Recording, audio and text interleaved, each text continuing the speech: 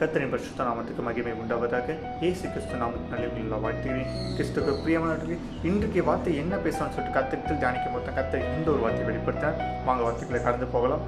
தானியேல் 2:23. அவர் காலத்தையும் சமயங்களையும் மாற்றுகிறார். ஆமென். யாரெல்லாம் வசனத்தை விசுவாசிக்கிறீங்க?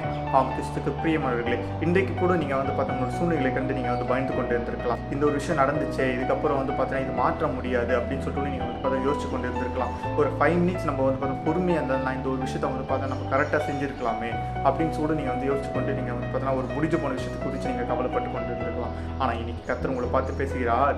அவர் காலங்களையும் சமயங்களையும் மாற்றுகிற தேவனாக இருக்கிறாங்க. இன்னைக்கு நீங்கள் பார்த்தீங்கன்னா சில விஷயத்தை தவறாக நீங்கள் பார்த்தா செய்து கொண்டு இருந்தாலும் சரி, எல்லாத்தையும் விட்டு இருந்தாலும் தேவனை நோக்கி போய் அமர்ந்துருங்க. அவர் காலங்களையும் சமயங்களையும் மாற்றுகிற தேவனாக இருக்கிறார்.